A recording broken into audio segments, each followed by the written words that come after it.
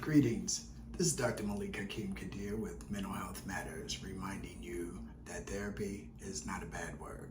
It's been a while since I created a video, but I wanted to come to you today and educate you on why I believe self-pay is the best route oftentimes for seeking therapy.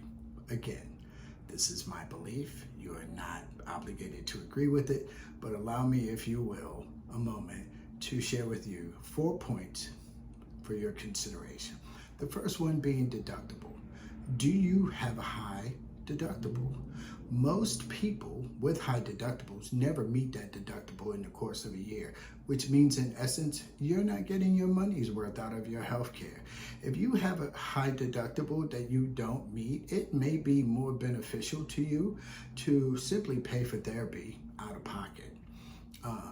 It may require some creative budgeting. You might have to cut back on the number of coffee drinks that you buy and how often you buy them, and instead make your coffee at home.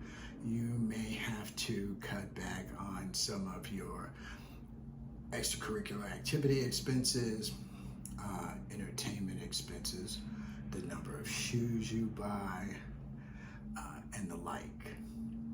However, keep in mind that mental health matters. It matters.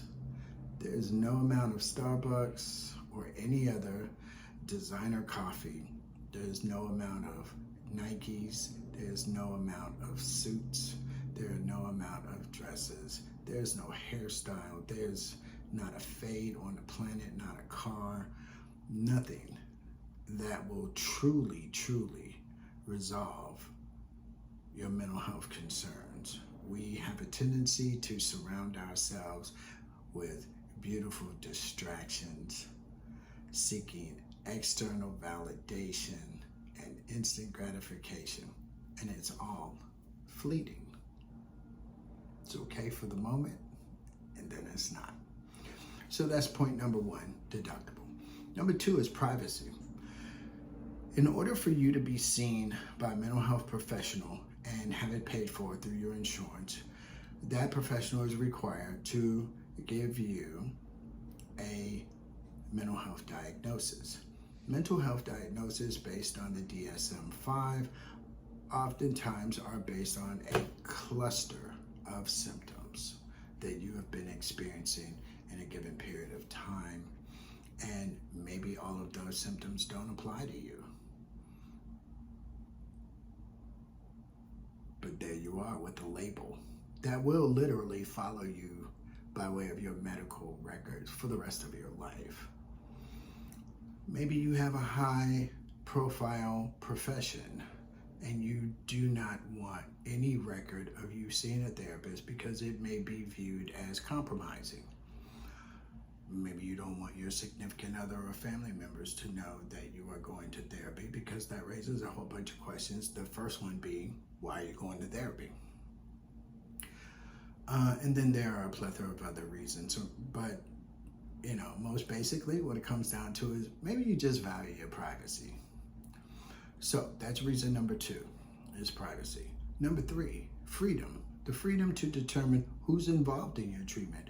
Insurance companies oftentimes will not pay for couples or group family members to be involved in the counseling.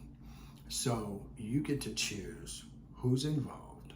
You also get to choose how often you have sessions.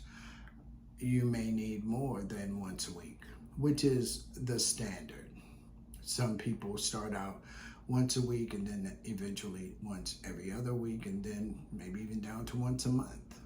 So maybe you have a crisis that requires extra support and you want to be seen twice a week. Or maybe instead of 60-minute sessions, you want 90-minute sessions. So when you're paying for it out of pocket and not having it dictated by your insurance company, you get to determine those factors. The third part of the freedom option is also how long are you in therapy?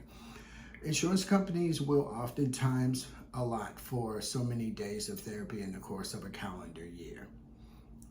their calendar could be a fiscal year starting from whatever point your insurance started.